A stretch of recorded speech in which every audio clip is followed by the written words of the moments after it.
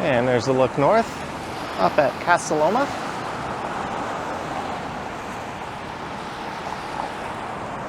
And hey everyone, it is Sunday, May 7th. The time right now is 4:40 p.m. and the temperature here in the Annex neighborhood is about 12 degrees Celsius. And this is the intersection of Spadina and Dupont. And I just finished recording a video that took me from Rosedale Station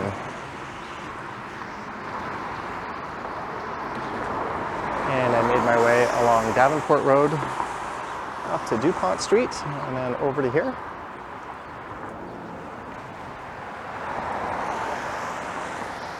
And it was pouring rain when I left my apartment, and at that time I couldn't find my umbrella. So I had to buy one from Dollarama. That's why I've got this kind of ridiculous umbrella sticking out of my backpack. I'm not sure if it's getting picked up on the camera, but anyways, there's Dupont Station. And I think for this one, I'm just gonna head south down to Bloor Street, and then we're gonna walk east over to Bloor Yonge for a route that I think is a little under 2 kilometers in total.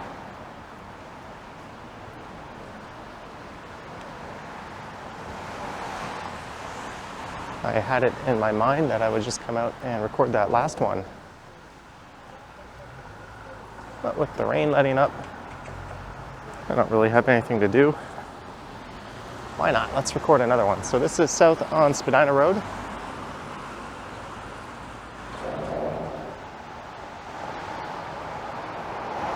Which is mostly lined by these older style homes. I think they go back to like the late 1800s. This one has an interesting facade. The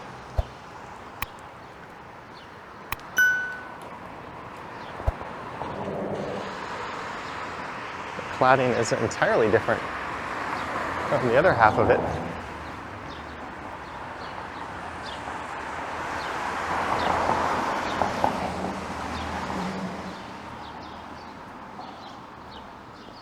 So this will take us through the Annex neighborhood and through Yorkville.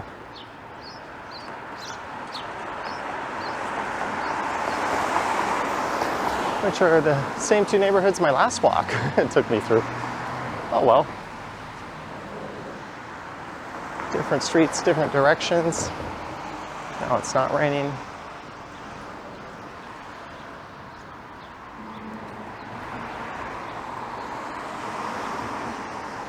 Two-bedroom and bachelor room rentals. Due to the relatively close proximity of the University of Toronto, and there's also George Brown College in the other direction, there's a lot of students living in these areas.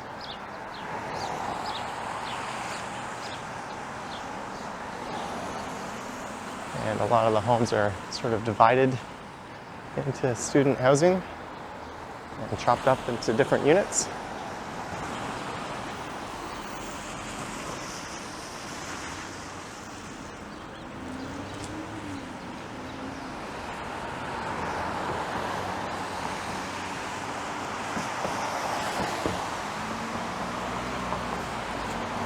This here is Bernard Avenue, so if you turn left here, it'll take you over past the Chinese consulate, if I'm not mistaken. It'll be right at Bernard and St. George.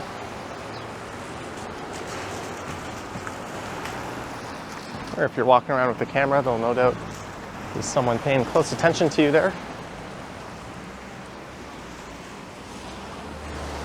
That'll make not just bikes feel warm and fuzzy.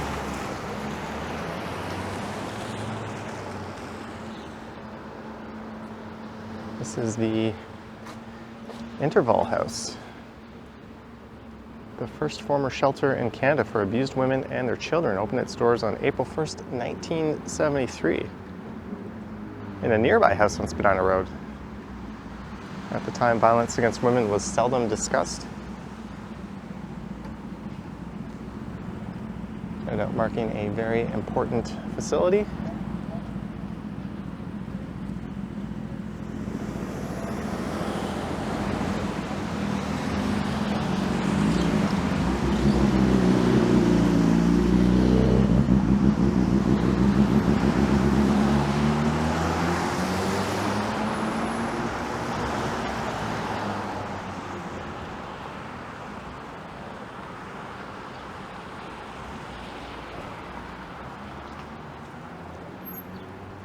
Can't really blame that cab. This is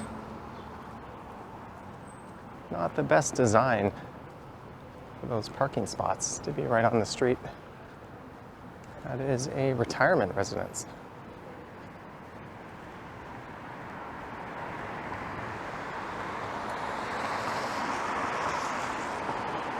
So the main retail heart of the annex, so to speak, would be to turn right at Bloor Street here. That'll lead you all the way into Koreatown, but we're going to be going left.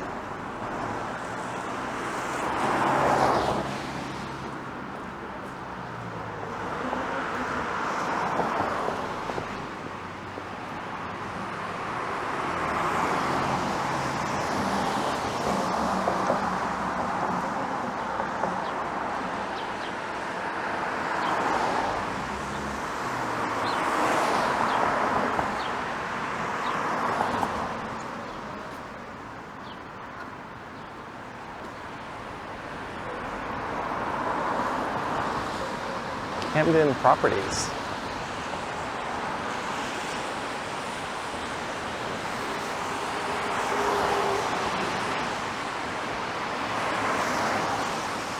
So legend has it that this stretch of Spadina is actually Spadina Road in terms of its pronunciation, and then south of Bloor it is Spadina Avenue. I think it was either a TikTok or YouTube video that I saw incorrectly pronounced that Spadina is Spadina all the way through. I'm pretty sure that's been debunked. And here's the northernmost entrance to Spadina Station. This is the Norman B. Gash House entrance. And there's another entrance right across the street. And Spadina serves line 1 and line 2, but so does the next stop, St. George.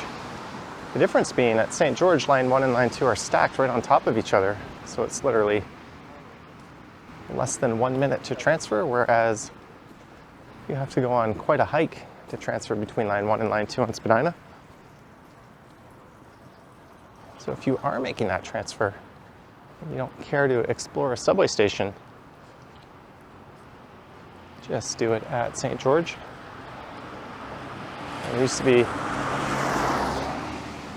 a non-inclined moving escalator.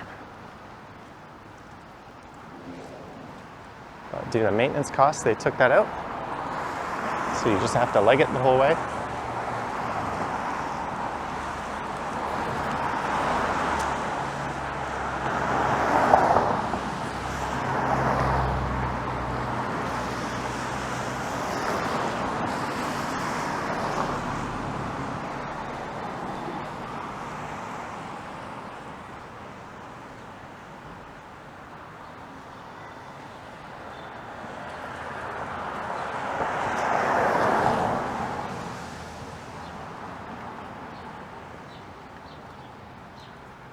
And this is Lowther Avenue. And you'll be able to see what I mean when I say that subway transfer is very long. That was sort of the north end of the line 1 platform. And we won't be to where the line 2 platform is until I get to the other station entrance just down this way.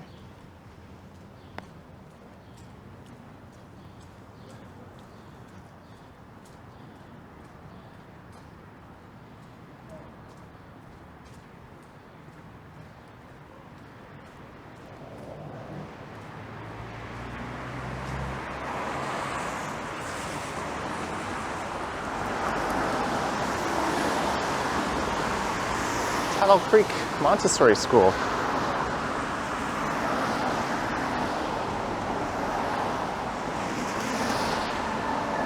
I believe Tattle Creek used to run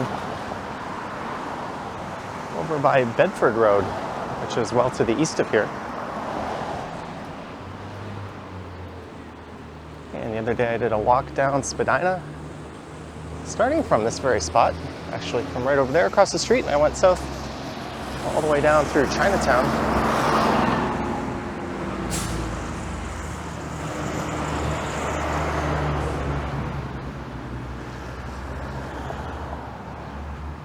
Purelator Urban Quick Stop.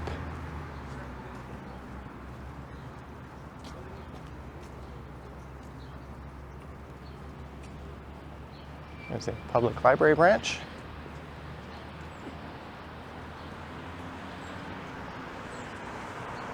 And the Madison Pub and Boutique Hotel. I spent many a weekend night there back in my early 20s.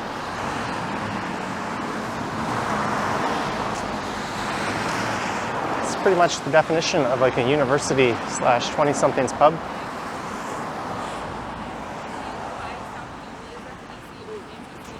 It is huge and was always a good time. Here's the main entrance to Spadina Station.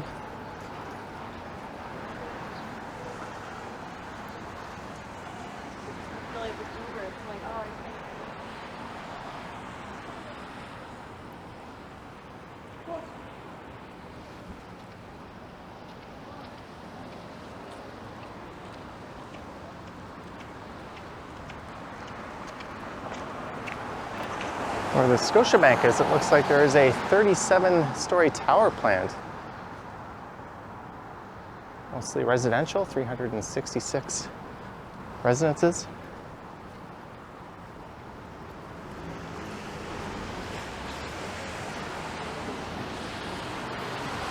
I don't really think of Bloor Street here as being a high-rise corridor.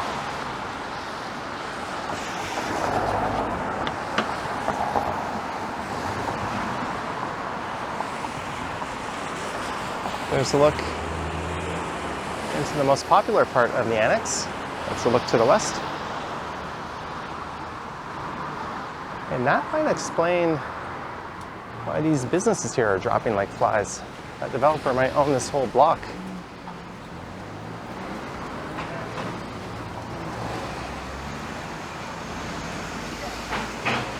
After a while, you get bored of it, so it's like...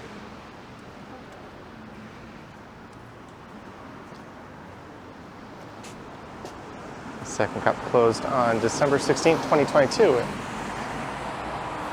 And another second cup was right across the street over there in that Jewish community center. Which, by the way, is the best place if you're in need of a public washroom facility in this area. There's a wine rack.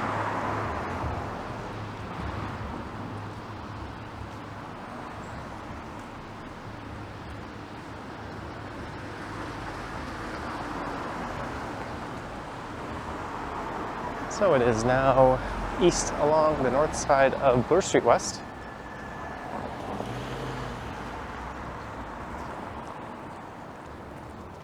There's where you get to the main entrance of that Madison Pub, just up there to the left.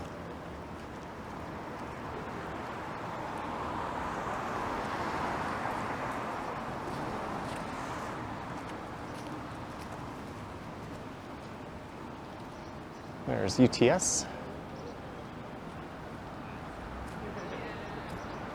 which is actually a high school under the umbrella of the University of Toronto. Yeah.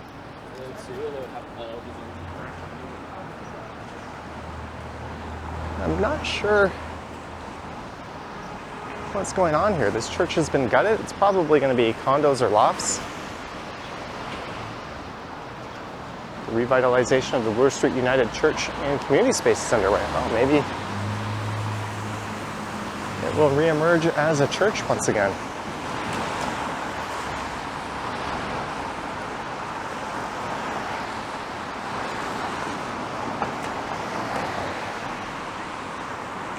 And we're at Huron Street.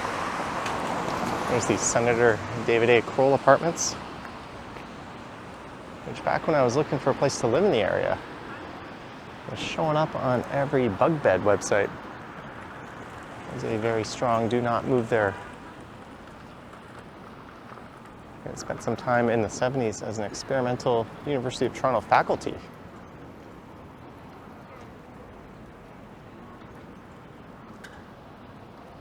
One that was short-lived. I don't think there was a set curriculum. One of the products of the hippie era, I guess. I think it might have even have been the late 60s. But it houses a Korean supermarket, the Galleria Kitchen Express over there. And a damn good Japanese barbecue restaurant called Gayubi.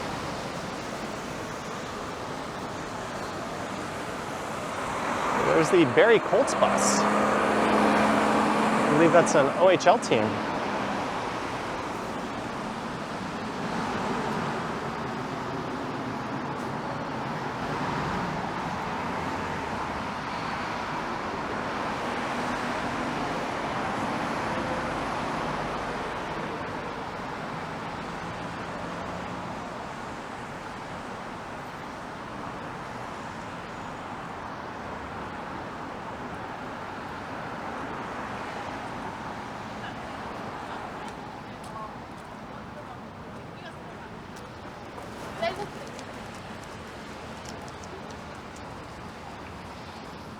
It's the Bata Shoe Museum.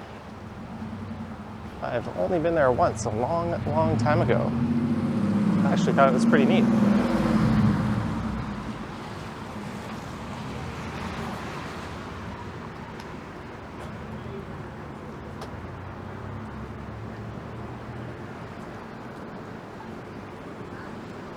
And this is St. George. That'll take you through the heart of the U of T St. George campus.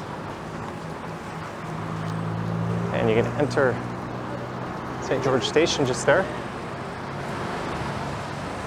You can buy an all beef hot dog for $5.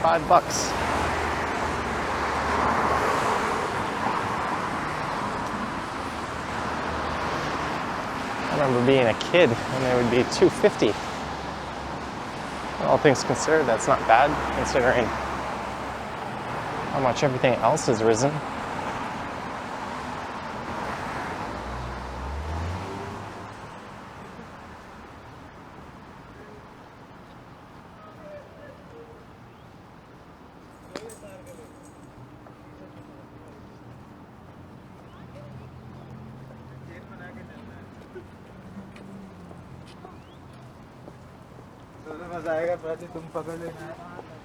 There's Varsity Stadium, the rebuilt Varsity Stadium, with a much smaller capacity than it used to have.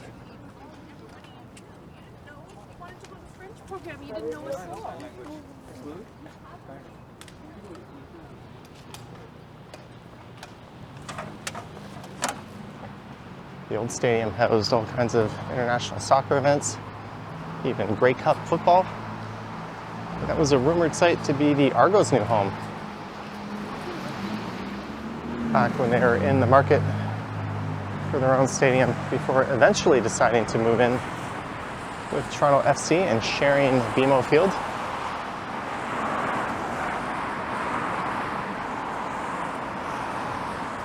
That's the biggest and most prominent university in the country.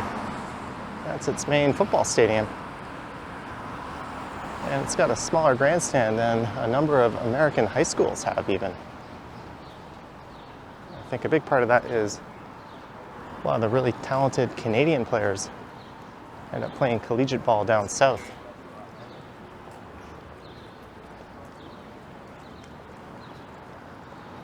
Still, Canadian college football has produced a number of pros.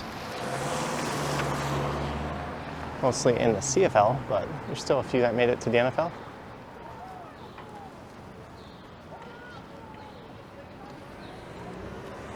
And this is Bedford Road. You could also hop in the St. George subway station there.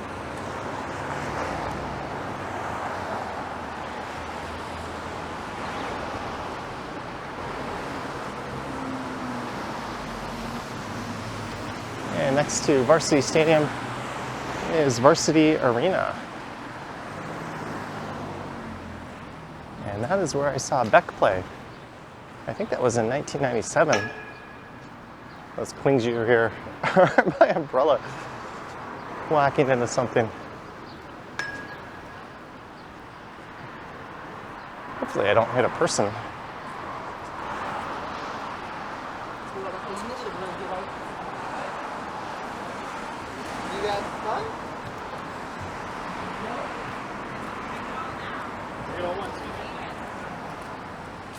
And Beck's biggest song at the time, despite the Odelay album being released, was a song called Loser, and he refused to play it. I think he didn't want to be branded as a one-hit wonder. It was a great show. There's Philosopher's Walk and the Royal Ontario Museum, rocking its Michael Lee Chin crystal.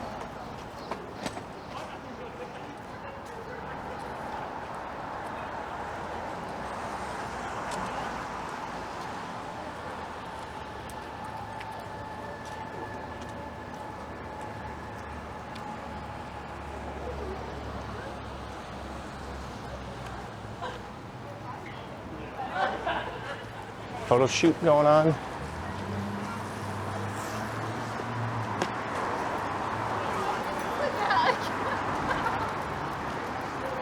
Hey, my watch just told me it has detected a walk.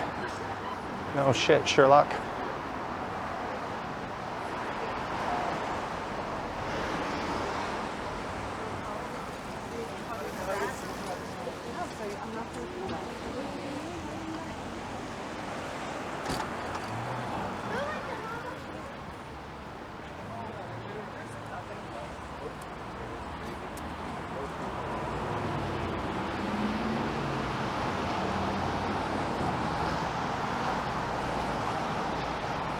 And Museum Station is just south of here at Line 1.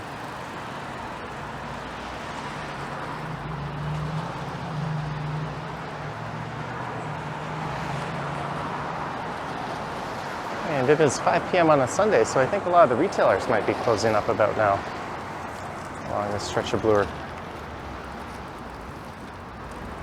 On the left is Avenue Road. And to the right, it's Queen's Park and the Provincial Legislative Assembly just over there.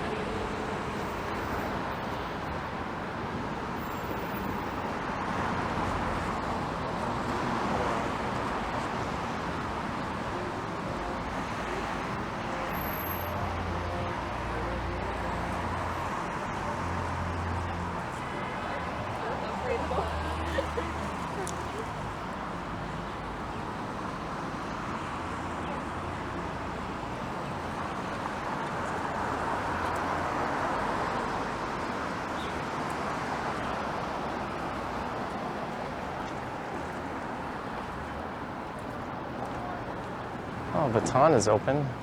Maybe at 6 p.m.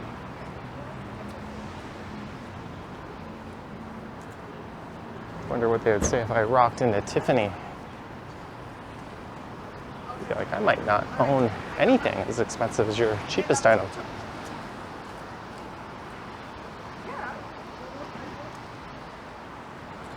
Yorkville Village is just a block to the north of here, and there's a lot of smaller boutique retailers there. And still a few of the big luxury brands.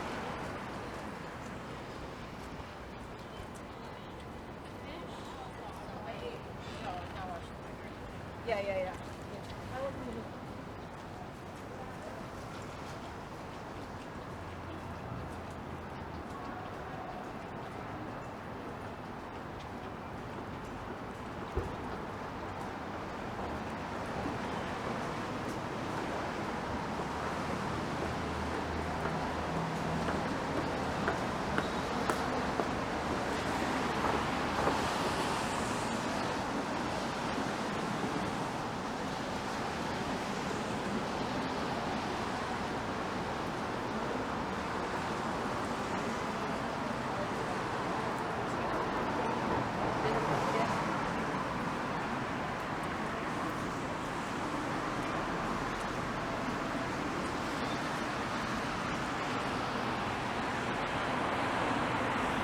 Dolce & Gabbana, Dior.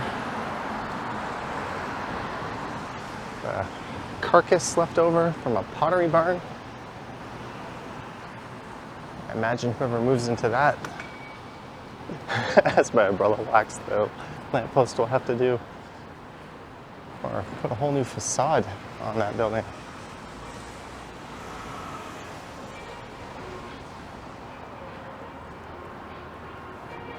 And the Steel Drummers.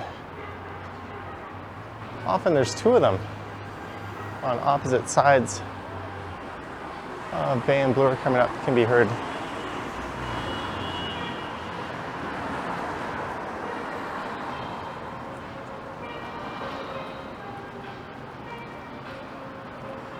Holt Renfrew Men. Holt Renfrew is a large Canadian luxury department store that's actually coming up in a few blocks. They have their own separate retailer for men. I guess that's in direct competition with Harry Rosen there.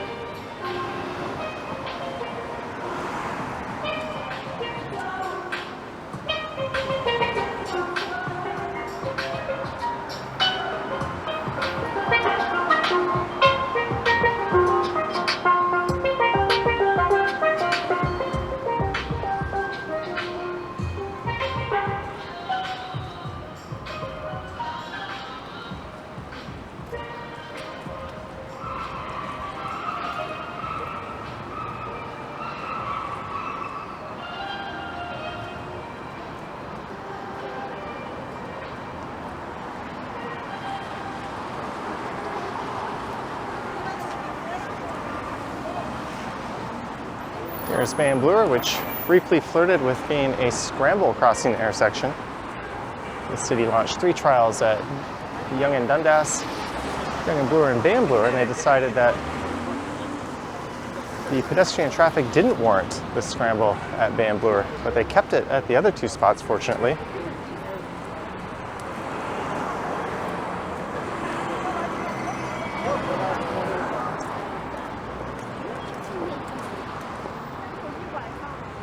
There's a look down Bay Street.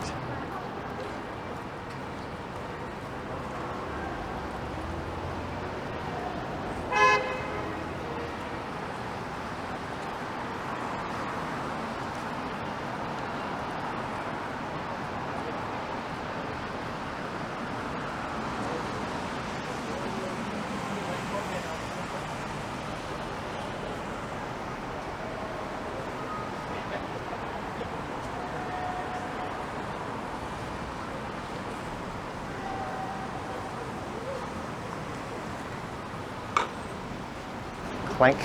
My umbrella's not sticking out of my backpack that far. I'm being extra careful to walk around people. There's Holt.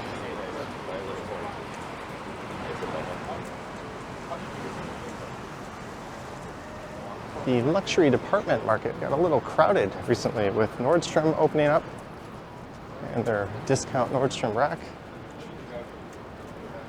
And Saks Fifth Avenue moving into where the Hudson's Bay is.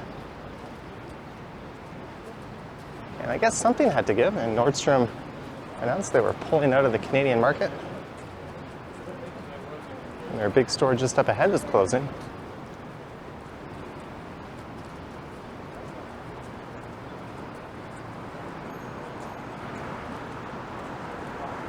And there is what will be one of the 2 tallest buildings in the country starting to rise, One Bloor West. Across the street from the already impressively tall One Bloor East. I'm still not sure if this Norman Foster design building will be taller than the Pinnacle on One, or the Pinnacle One at the Pinnacle. I'm not sure its official name. That's down near Yonge Street and Harbor Street.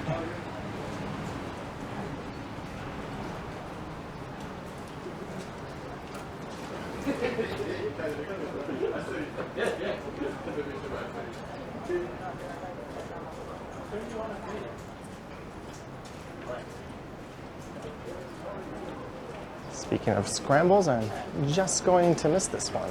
Dope.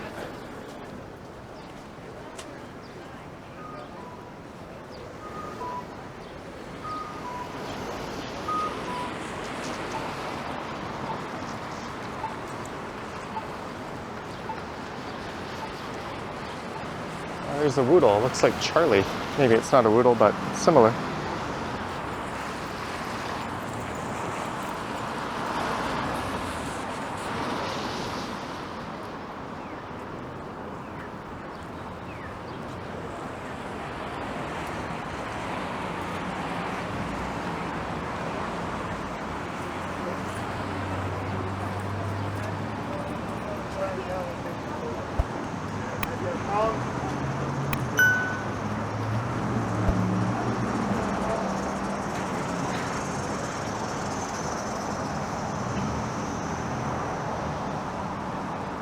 All right, normally I'd head down into the station, but this stupid umbrella has started to flop out of the way. So I think we're gonna wrap it up here. I hope you enjoyed this one, starting up at Spadina